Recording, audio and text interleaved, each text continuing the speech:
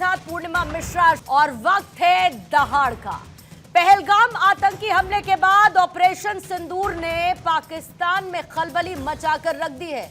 एक दो नहीं बल्कि 9 आतंकी ठिकानों पर मिसाइलों के विस्फोट से उन्हें तबाह कर दिया गया। पाकिस्तान में मौजूद आतंकी ठिकानों को भारतीय सेना ने चुन चुन कर निशाना बनाया है और इस ऑपरेशन को भारतीय सेना ने ऑपरेशन सिंदूर नाम दिया, क्योंकि पाकिस्तानी आतंकियों ने हिंदू महिलाओं के सुहाग को उजाड़ा। भारत ने ऑपरेशन सिंदूर के तहत पाकिस्तान और पीओके के भीतर एयर स्ट्राइक की और इन आतंकी ठिकानों को निशाना बनाया गया, जिसमें 100 से ज्यादा आतंकी मारे गए। और भारत की जवाबी कार्रवाई पहलगाम हमले के 15 दिन बाद की गई है। इस ऑपरेशन की कामयाबी के बाद पीएम मोदी ने ऑपरेशन सिंदूर के लिए तीनों सेनाओं की तारीफ की और यह कहा गया कि यह नया भारत है। पूरा देश हमारी ओर देख रहा था तो यह होना ही था। भारतीय सेना के इस ऑपरेशन ने आतंकिस्तान को हिलाकर रख दिया है।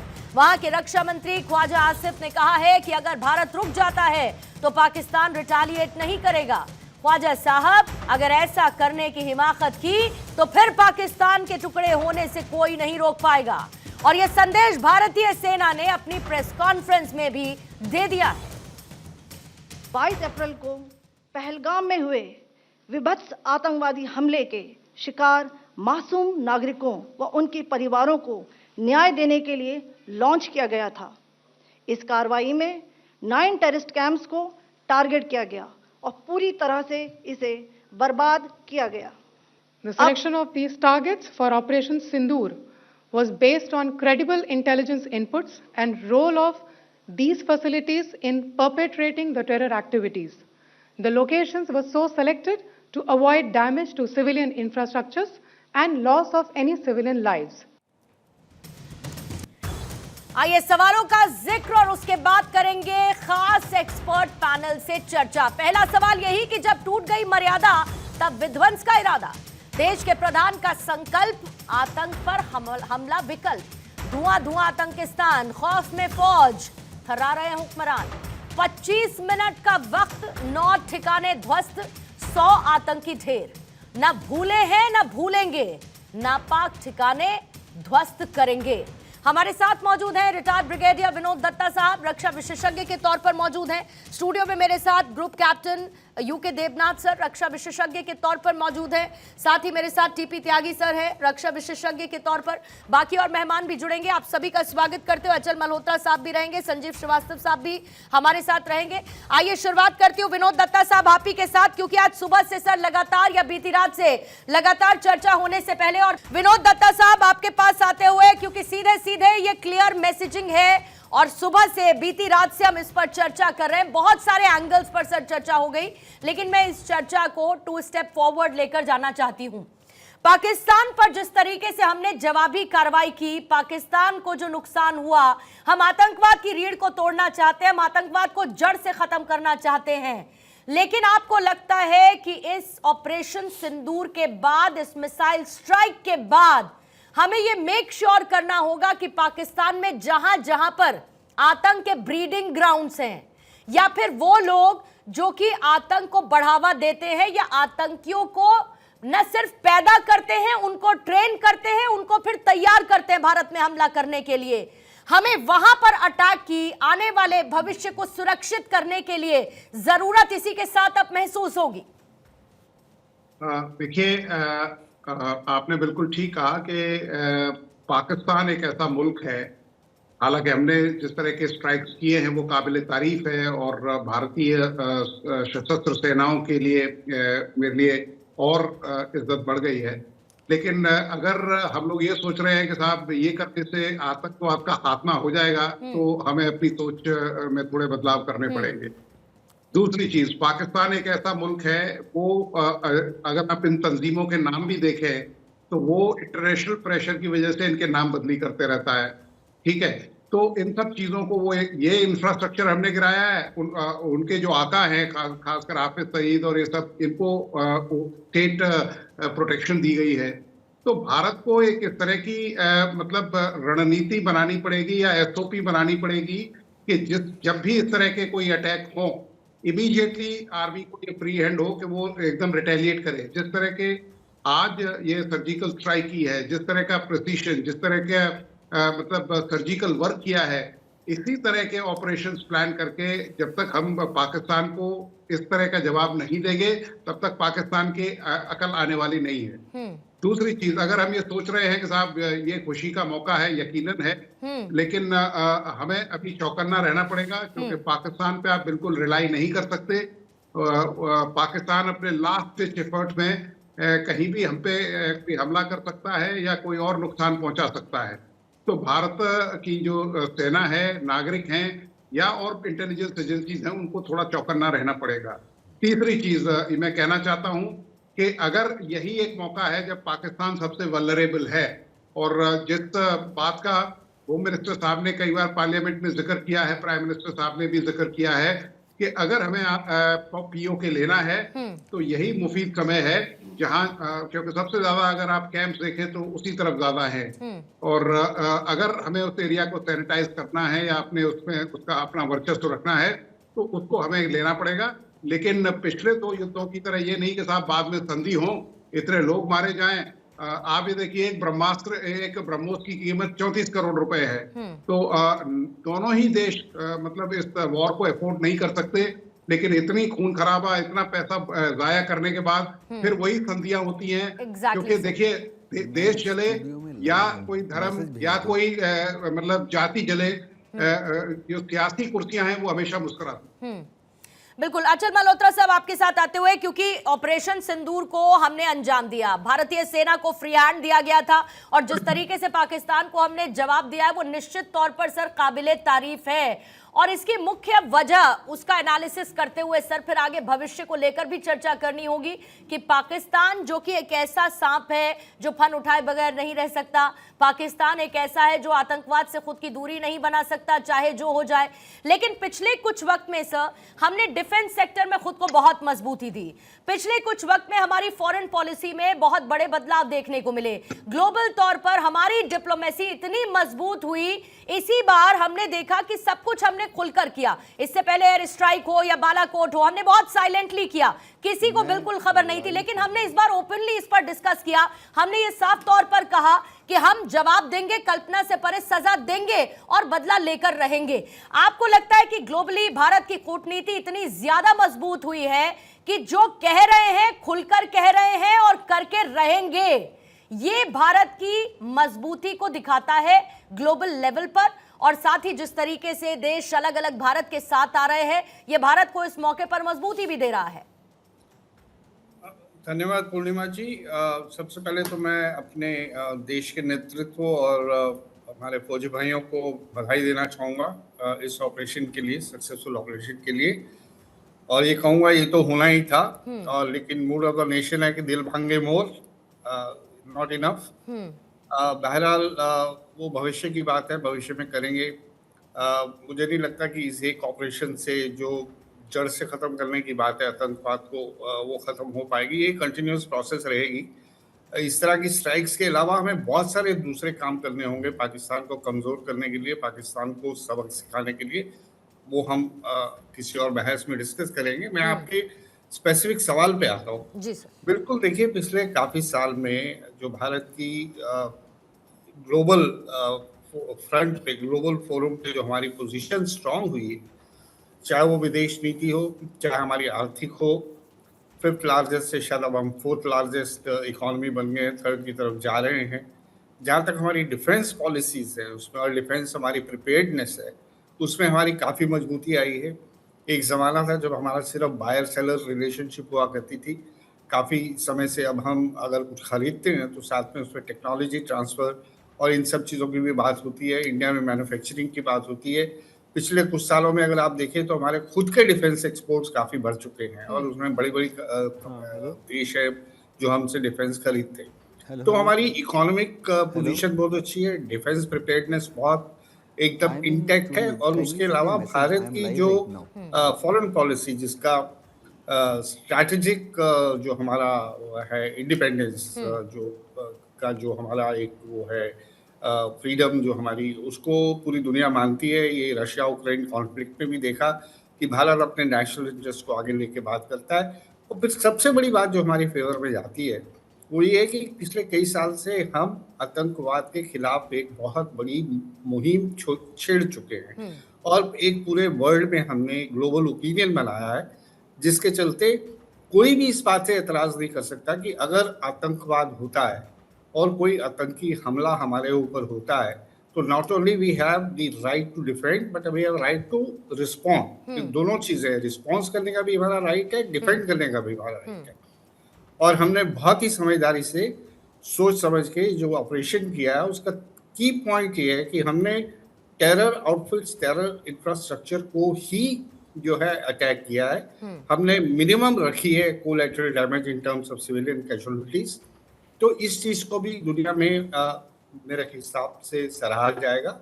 आप कहीं ऐसा हो सकता है कि कुछ कंट्रीज चुप करके बैठे या न्यूट्रल पोजीशन ले ले, लेकिन दोज हु मैटर, जो ग्लोबल सिनेरियो में जो कंट्रीज मैटर करती हैं वो डेफिनेटली हमारी सपोर्ट में है, सिंपैथी उनके हमारे साथ है।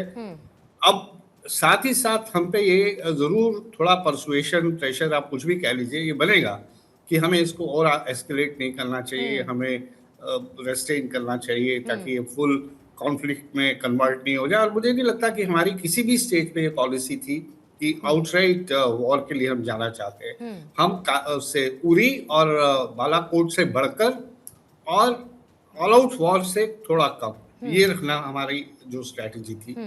तो इस सब को देखते हुए, but this is not enough in the sense कि अब आगे क्या करना है, ये सोचने वाली बात है। क्या हम इंतजार करेंगे कि दूसरे अटैक का फिर रिटेलिएट करेंगे? मुझे लगता है ये ठीक अप्रोच नहीं होगी।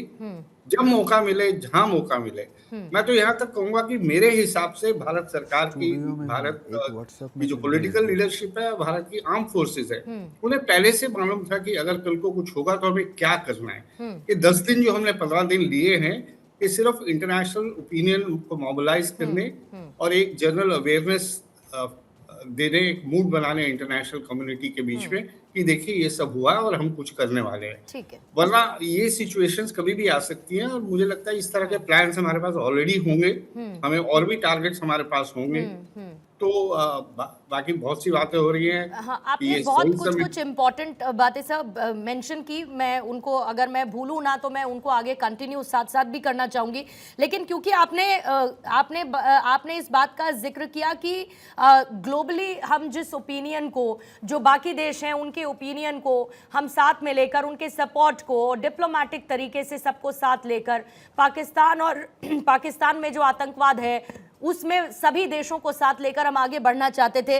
लेकिन टीपी त्यागी सर, अगर मैं पूरे वर्ल्ड की बात करूं तो क्या ये गलत होगा कि इनके अपने अपने डबल स्टैंडर्ड्स हैं, ये एट कन्वीनियंस बात करते हैं?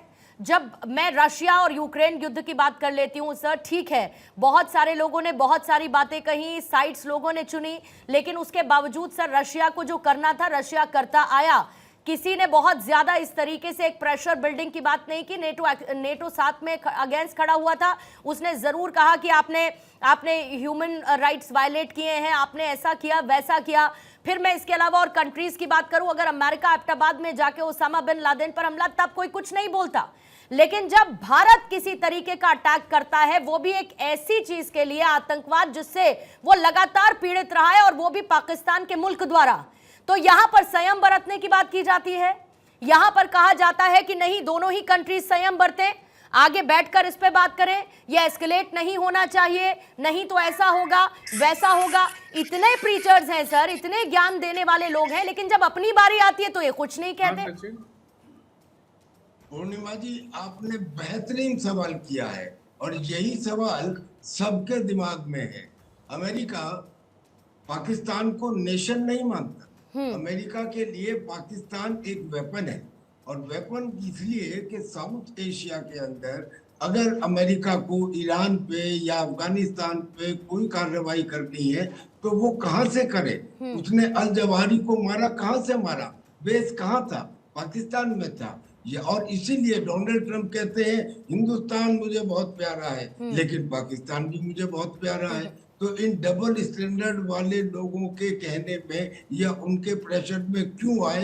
क्या जब उन्होंने ओसामा को पाकिस्तान में मारा था, क्या किसी और देश ने उन पे प्रेशर डाला था? लिहाजा उनके संयम को हमें एक तरफ रख देना चाहिए, हमें संयम की नहीं बरतना चाहिए। अगर टोटल इंटरनेशनल कम्युनिटी हमारे खिलाफ होती तो हमने जब सर्जिकल स्ट्राइक की थी, चू भी किसी ने नहीं की। हमने जब बालाकोट एयर स्ट्राइक की, चू भी किसी ने नहीं की। हमने अब जब ये स्ट्राइक की है, ऑपरेशन क्या नाम इसका रखा गया है, तो इसमें किसी ने हमारे खिलाफ कुछ नहीं बोला, क्योंकि हमारा कैरेक्टर, हमारी क्रेडिबिलिटी सारी दुनिया को मालूम है और पाकिस्तान की भी सबको मालूम है। इसलिए हमें इस संयम वाले चक्कर में नहीं आना चाहिए।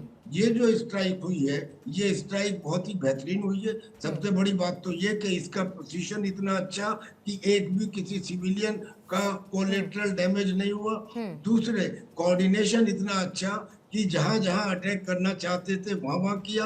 तीसरे, न केवल हमने लाइन ऑफ कंट्रोल को क्रॉस किया, बल्कि हमने इंटरनेशनल बॉर्डर को भी क्रॉस किया और पाकिस्तान के मेन लैंड में जाके भी हमला किया। और चौथा, लश्कर तैयबा हो या जैश ए मोहम्मद हो या हिजबुल मुजाहिदीन हो, तीनों के जो हेडक्वार्टर थे, जो कैंप थे, जो उनकी मस्जिदें थी, उनको हमने इसमें उड़ाया। तो लिहाजा इस स्ट्राइक के लिए तो 100 में से 100 देते हैं, लेकिन ये कंप्लीट नहीं है। कंप्लीट इसलिए नहीं है, पहले तो मैं वही जिक्र करूं जो नरेंद्र मोदी जी ने कहा। उन्होंने कहा कि हम धरती के इस कोने से उस कोने तक आतंकियों को और आतंकियों के आकाओं को मिट्टी में मिला देंगे। अब आतंकियों को तो अगर मार भी दिया तो आतंकियों के आका तो अभी भी खुले घूम रहे हैं, और अगर उन आतंकियों के आकाओं को मान लीजिए मार भी दिया गया तो उनके आका वो जिसने ये षड्यंत्र रचा, पहलगाम का षड्यंत्र रचने वाला वो मौलाना मुनीर, या जिसे जनरल मुनीर कहते हैं, उसने उसके खिलाफ क्या एक्शन हुआ, उनके सिपाहियों पे क्या एक्शन हुआ। एक आतंकी मरेगा तो 72 लोगों के नाम में 10 और पैदा हो जाएंगे, लेकिन एक सिपाही अगर मरता है तो उसके बनाने में उसमें ताकत लगती है, समय लगता है, पैसा लगता है, तो सिपाहियों के ऊपर तो चोट नहीं पहुंची। लिहाजा अब हमारे पास 2 रास्ते बच जाते हैं। एक रास्ता तो जैसे मल्होत्रा साहब ने कहा कि भाई आज के बाद जब भी कभी कोई इस किस्म की घटना हो तो फिर हम सर्जिकल स्ट्राइक नहीं, क्विक स्ट्राइक करें। हमारे पास क्विक रिएक्शन टीम होनी चाहिए और वो तीनों सेनाओं की मिला के तैयार रख के ऐसे हरकतों के लिए। और दूसरा रास्ता ये बचता है कि मोमेंटम अब है। मिलिट्री स्ट्रेटेजी ये कहती है कि जब दुश्मन सबसे ज्यादा कमजोर हो तब उसके ऊपर हमला करना चाहिए तादाद से ज्यादा ताकत के साथ, ताकि विजय सुनिश्चित की जा सके।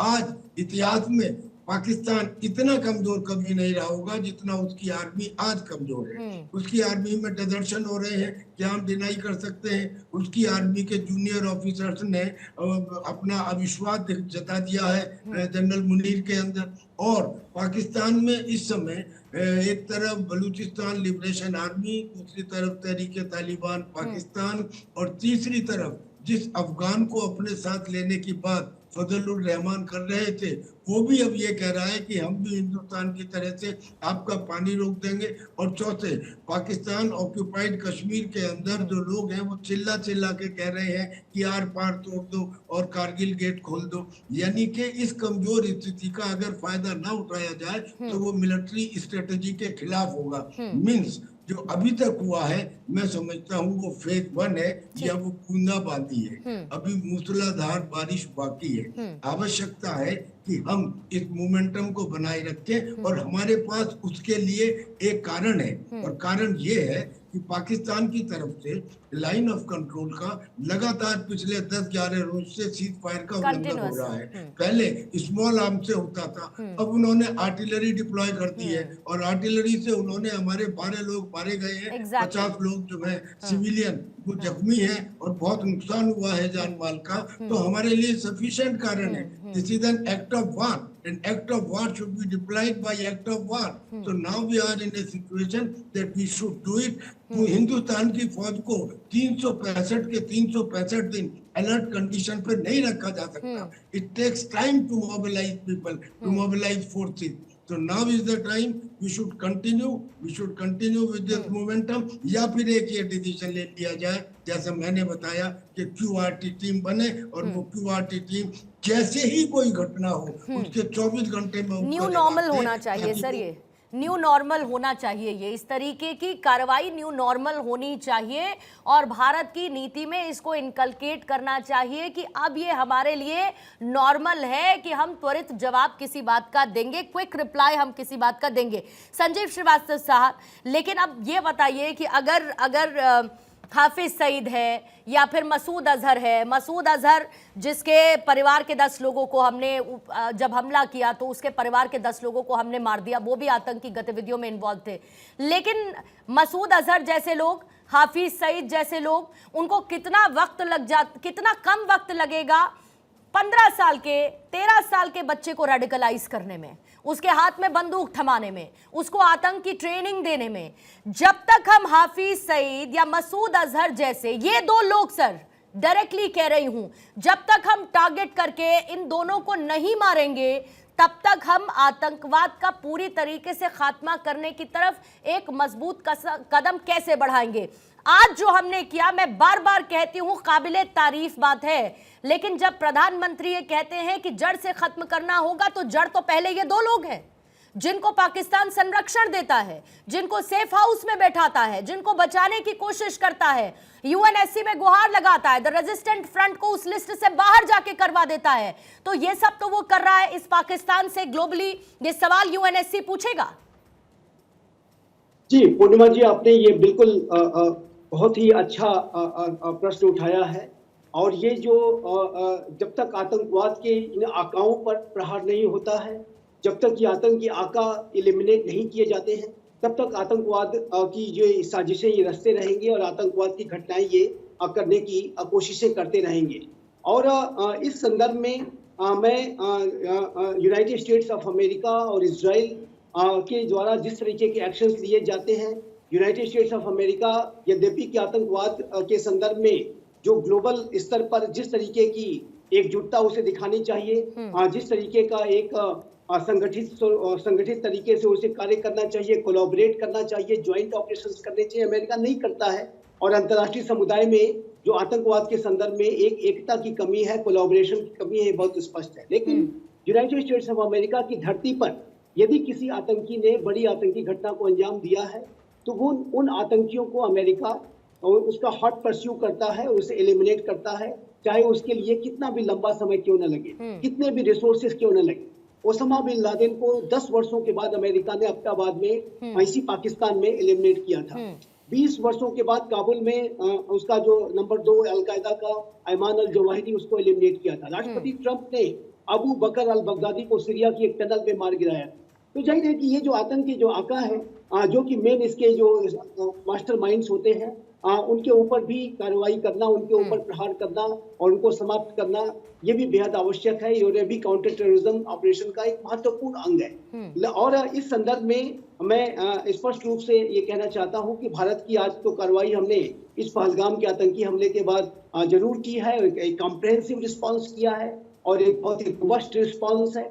और ये इसमें diplomatic strike, economic strike, digital strike और मिलिट्री स्ट्राइक सभी की गई है। लेकिन हमारा जो काउंटर टेररिज्म ऑपरेशन है वो सस्टेन्ड भी होना चाहिए, लॉन्ग टर्म का भी होना चाहिए। हाई वैल्यू टारगेट्स, जैसा कि एम्बेसडर मल्होत्रा ने कहा कि हाई वैल्यू टारगेट्स हमें जहां कहीं भी जब कभी भी मिले तो उनको हमें जस्टिस तक पहुंचाने के लिए अपने एफर्ट्स डालने होंगे।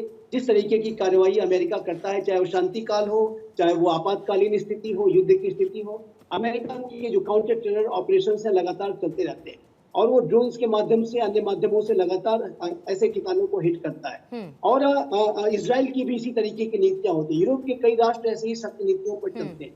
तो आज का जो भारत है, जो जब आतंकवाद के प्रति जब जीरो टॉलरेंस के अप्रोच पे हम चल रहे हैं, तो हमें आतंकियों को उनके हॉट परस्यूट के लिए अपने सारे जो रिसोर्सेस हैं वो सस्टेन तरीके से भी लगाने होंगे। कॉम्प्रिहेंसिव तो हमने कर लिया है, लेकिन वो सस्टेन्ड और लॉन्ग टर्म के पॉइंट ऑफ व्यू से भी हमें अपने एफर्ट्स को डालना होगा और तभी आतंकवाद के ऊपर विजय हासिल की जा सकती है। दूसरा, मैं एक पॉइंट और भी फिर से इसको रीएम्फसाइज करना चाहूंगा कि यूनाइटेड स्टेट्स ऑफ अमेरिका हो, अन्य राष्ट्र हो, ये आतंकवाद की चुनौती का तो मुकाबला करने के लिए बड़ी बड़ी बातें करते हैं, लेकिन उनके लिए भी ये इम्पेरेटिव है, उनके लिए भी बेहद आवश्यक है कि वो आतंक विरोधी जो कार्रवाइयां हैं वो सिर्फ अपने स्तर पर ही ना करें, बल्कि वो ज्वाइंट ऑपरेशंस करें, ज्वाइंट कोलैबोरेशंस करें, अन्य राष्ट्रों के साथ मिलकर के भी काउंटर टेररिज्म ऑपरेशंस करें।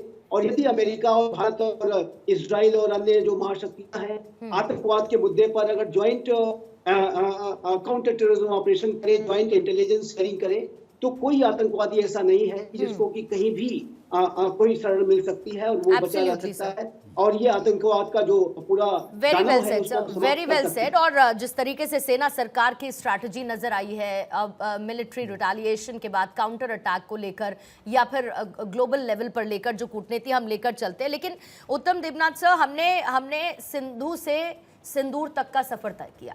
हमने पहले उनका पानी रोका, फिर उसके बाद ऑपरेशन सिंदूर को हमने अंजाम दिया। किस तरीके से हमने आतंकियों के ठिकानों को पूरी तरीके से निस्ते-नाबूद कर दिया है, ये बहुत इंपॉर्टेंट है। लेकिन सबसे साथ में बात ये भी है कि कल जब यूएनएससी की मीटिंग होगी, जिसमें पाकिस्तान को कल नहीं बुलाया जा रहा है, वहां पर जब हमारे एनएसए वहां के स्थायी सदस्यों के एनएसए के साथ बात करते हैं कि कई इलाकों में हमले किए गए हैं, ये कबूलनामे को सर मैं एक तरफ रख देती हूँ, उनके तो डिफेंस मिनिस्टर भी कबूलनामा कर चुके हैं, उसके बावजूद ये लोग विक्टिम प्लेइंग करते रहते हैं। मेरा सवाल ये था कि कल जब यूएनएससी में पाकिस्तान वहां पर नहीं होगा, जब हमारे एनएसए ने वहां के मेंबर्स के साथ बातचीत की, एनएसए उनके देशों के साथ बातचीत की है, कल जब चीन बार बार पाकिस्तान को सपोर्ट करेगा उसी यूएनएससी में बैठा हुआ, तब ह्यूमन राइट्स कहां जाएंगे सर? तब कौन बात करेगा पाकिस्तान के असली चरित्र की? और पाकिस्तान वीटो लगा देगा तो अगर चीन वीटो लगा देगा तो पाकिस्तान क्या फिर से बच जाएगा? क्योंकि हमारे सिविलियंस को पाकिस्तान ने खुलेआम टारगेट किया, ये किसी से छिपा है, ये क्लियर है। तब लेकिन कोई बात नहीं करेगा, तो खुलकर बात कीजिए ना, अब नहीं तो कब? पूर्णिमा जी, जहाँ तक विदेश नीति की बात है, मेरे ख्याल से हमारी विदेश नीति इस पिछले कुछ सालों से बहुत ही मजबूत, बहुत क्लियर और बहुत सक्सेसफुल रही है। यूएनएससी में हमें मौका दिया गया और हमने दुनिया के जो 5 सुपर पावर हैं चीन को छोड़कर उनको कन्विंस किया, और बाकी जो 10 टेम्पररी मेंबर हैं बाय रोटेशन, एक पाकिस्तान भी था, बाकी 9 को हमने कन्विंस किया। इसलिए आप देखते हैं कि उसके बाद जो रिपोर्ट आई है, ऑफ कोर्स क्योंकि वो अंदर खाने में था तो फॉर्मल कोई बयान नहीं आया है, लेकिन दुनिया के सारे देश भारत के साथ हैं। तो मेरे ख्याल से भारत सफाई नहीं दे रहा है। हम वहां पे एक ऑफेंसिव तरीके से जोश खरोश के साथ पाकिस्तान को कटघरे में खड़ा करने में सक्सेसफुल हो रहे हैं। मैं तो बाकी कंट्रीज की बात कर रही हूँ, भारत सफाई नहीं दे रहा है। भारत को तो जो करना था भारत ने कर दिया, डिस्पाइट ऑफ व्हाटएवर, हमने तो वो कर दिया है। मैं बाकी कंट्रीज की बात करती हूँ, मैं चीन की बात करती हूँ, तब क्या करेंगे? देखिए पूर्णिया भाई, चीन को कंटेन करने में हम सक्सेसफुल रहे हैं। आप देखिए चीन ने अभी जब से हमने ये ऑपरेशन शुरू किया है सिंदूर, उन्होंने क्या किया है? सिर्फ बयानबाजी की है। अब तक चीन ने कोई पॉजिटिव एक्शन या नेगेटिव एक्शन भारत के खिलाफ नहीं लिया है। एक और चीज मैं बताता हूं, चीन जो है वो हमारे कब्जे में है। क्यों? क्योंकि पिछले कुछ सालों में हमने बड़ी चतुराई के साथ चीन के साथ इतना व्यापार किया है, टेक्नोलॉजी जो आदान प्रदान की है। चीन अब चाह के भी युद्ध नहीं करेगा, क्योंकि वो $100 बिलियन का व्यापार खोना नहीं चाहेगा। इसके अलावा चीन की दुनिया में कहां पर कोई सुनता है? दुनिया का कोई देश चीन की बात नहीं सुनता है। तो चीन थोड़ा कमजोर हालत में। एक और मैं बस सर दत्ता साहब आपके साथ शुरू करूंगी, बस लास्ट लैप में हूं सर डिस्कशन के, आप कुछ जोड़ना चाहें तो। देखिए, ये जो ऑपरेशन हुआ है और जिस तरह से भारत ने स्ट्राइक किया है, और मैं कर्नल त्यागी साहब से बिल्कुल सहमत हूं, और उन्होंने आपके चैनल पे और कई प्लेटफॉर्म्स पे ये कहा है कि ये रेगुलर ड्रिल होनी चाहिए, क्योंकि जब तक पाकिस्तान में वो खौफ नहीं रहेगा, जब तक पाकिस्तान को ये न लगेगा कि साहब आज अगर हम एक वारदात करते हैं, अब आप देखिए 28 लोगों की वजह से अगर 100 लोग मारे गए हैं, तो ये प्रपोर्शन बिल्कुल ठीक है। तो 100 आतंकवादी जब तक आप मारेंगे नहीं, जब तक वो दहशत पाकिस्तान में नहीं होगी, पाकिस्तान सुधरने वाला नहीं है, पहली बात। दूसरी बात, जो ISI है, जो पाकिस्तानी आर्मी है, हमें उसको भी टारगेट करना पड़ेगा, उनकी लीडरशिप। आज ये देखिए, हमें इस्राइल से ये सीखना पड़ेगा कि किस तरह से हम सर्जिकल स्ट्राइक करके या सर्जिकली इन लोगों को, जो आतंकवादी है या इनकी जो लीडरशिप है, उसको कैसे हम असैसिनेट कर सकते हैं या उनको एनिलेट कर सकते हैं। तो इन सब चीजों पे हमें तवक्को देनी पड़ेगी। दूसरी बात, अगर हमें कोई जैसे पीओके वगैरह लेना है तो ये सबसे मुफीद टाइम है, क्योंकि थोड़े बहुत गेन्स और लॉसेस चलते रहेंगे। बिकॉज वैसे भी आप देखिए इतने लॉसेस हो रहे हैं, उसने हमारे अपनी किसी गांव को पूरा जला दिया और उसमें 3 हमारे सिविलियन भाई मारे गए। तो इन सब चीजों को ध्यान में रखते हुए भारत को एक मस्कुलर नेशनलिज्म का इजहार करना पड़ेगा, जो भारत ने आज किया है। और जैसा जनरल नरवणे ने कहा है कि साहब ये तो अभी ट्रेलर है, फिल्म बाकी है। एंड दिल तो वो मांगे फिल्म मोर, इनको ये सबसे बढ़िया बात आंचल सर ने कही थी, दिल मांगे मोर, ये तो हमेशा ही रहने वाला है। आंचल सर टाइमर रख रही हूँ सर 30 सेकेंड्स का प्लीज, और थोड़ा सा क्रक्स के साथ चाहूंगी, क्योंकि 25 मिनट में हमने 25 साल का वो जो घाव पाकिस्तान ने हमें बीते 25 सालों में दिए, हमने कहीं ना कहीं उसका हिसाब 25 मिनट में आज चुकता किया है और पाकिस्तान को जवाब दिया है। What next Aanchal sir? नहीं, बिल्कुल पूर्णिमा जी, यही $1 मिलियन सवाल है कि व्हाट नेक्स्ट। और मेरे दिमाग में काफी क्लियर है कि एक इस ऑपरेशन से बात नहीं बनने वाली। हमारा लक्ष्य बहुत बड़ा है। हालांकि हम ये मान के चलते हैं कि आतंकवाद भी एक सोच है, इस सोच को खत्म करना तो बहुत बड़ी बात है, लेकिन इसके जो हाई वैल्यू टारगेट्स हैं उसको हम समय समय पे बिना इस चीज के इंतजार किए कि कल दोबारा पहलगाम हुआ या कोई और पुलवामा होगा, आप समय पे अपना देखिए, जब मौका मिले एक एक करके इसे न्यूट्रलाइज कीजिए और पाकिस्तान को चारों तरफ से घेर के कमजोर करिए। उसके लिए मैं तो यहाँ तक कहूंगा, अगर जरूरत पड़े तो बलूचिस्तान नेशनल आर्मी को आप मजबूत कीजिए ताकि ठोके वो उनको वहां से। ठीक है त्यागी साहब। मैं इनकी बात से सहमत हूँ। बलूचिस्तान लिबरेशन आर्मी, वहाँ के लोग जो हमारी टच में हैं, जो उनका चैप्टर का हेड है हिंदुस्तान में, मीर यार, वो ये कहता है कि बलूचिस्तान पाकिस्तान के आधे हिस्से के करीब करीब बराबर है और हमारे संसाधनों का दुरुपयोग पाकिस्तान तो करता ही था, अब पाकिस्तान ने चाइना को भी छूट दे दी है। बोले आप एयर स्पेस की क्या बात करते हैं? एयर स्पेस पाकिस्तान कौन होता है देने वाला? आप हमारे एयर स्पेस को इस्तेमाल कीजिए। वो बोले हमारे संसाधनों को आप इस्तेमाल कीजिए, हमें भी कराइए, दोनों देशों को फायदा होगा। हम चाबहार पोर्ट का इस्तेमाल करेंगे, कराची पोर्ट को आउट कर देंगे। तो ये सबसे बढ़िया है कि कम से कम एक काम तो कर सकते हैं कि जैसे पाकिस्तान ने कश्मीरियों को मॉरल सपोर्ट दे रखी है, हम भी ऑफिशियली कह दें कि हाँ बलूचिस्तान के लोगों के साथ हम हैं, वो ये चाहते हैं। और ऐसे ही अब तो खैबर पख्तूनख्वा के तहरीक तालिबान पाकिस्तान, क्योंकि वो अफगानिस्तान के तालिबान के साथ हैं और अफगानिस्तान अब हमारे साथ है, तो कांटे से कांटा निकलता है। ये गिलगित बाल्टिस्तान भी है, उसको भी गिलगित बाल्टिस्तान भी है, वहां पर भी वहां से भी हम थोड़ा सा सपोर्ट। देवनाथ सर आपका closing comment sir, 30 second sir. देखिए, वॉर में एक प्रिंसिपल होता है, selection and maintenance of aim. हमारा एम क्या था? बदला लेना, ले लिया। हमारा एम क्या था? इनको सबक सिखाना, हम इनको सबक सिखा रहे हैं। तीसरा एम क्या होगा कि ऐसा इनको पनिशमेंट देना, ऐसा चोट देना कि भविष्य में ये आतंकवादियों को भारत या जेएनके में ना भेजे। आज रात को हम वो कर देंगे। ठीक है सर, ठीक है। और मैं उम्मीद करती हूँ आप सबके सामने एक टेबल होगी सर, और क्योंकि आज जब कैबिनेट की मीटिंग हुई और उस कैबिनेट की मीटिंग में मंत्रियों ने कैसे मेज को थपथपाया और प्रधानमंत्री मोदी की लीडरशिप में ऑपरेशन सिंदूर की किस तरीके से तारीफ की, मैं चाहूंगी कि अगर हम सब मिलकर, बस मैं वाइंड अप करते हुए इतना तो कर ही सकती हूँ, त्यागी साहब, अचल साहब, दत्ता साहब, आपसे भी, और देवनाथ सर, और ये बहुत जरूरी है करना, इसीलिए मैं चाहूंगी कि आप लोग भी मेरे साथ ये मिलकर करें, क्योंकि भारत के साथ सिर्फ और सिर्फ सेना युद्ध नहीं लड़ेगी, सबको साथ मिलकर अपनी अपनी जिम्मेदारी को निभाना होगा और तब हम आतंकवाद का खात्मा जड़ से खत्म कर पाएंगे, क्योंकि अभी की सरकार के पास नीति भी है, नीयत भी है, डिफेंस की ताकत भी है और आतंकवाद को खत्म करने की ज़ील भी है। बहुत बहुत शुक्रिया दत्ता साहब आपका, अचल साहब आपका भी शुक्रिया, त्यागी साहब thank you so much, Devnath sir शुक्रिया आपका भी चर्चा में शामिल होने के लिए, संजीव श्रीवास्तव जी भी हमारे साथ जुड़े थे, उनका भी शुक्रिया।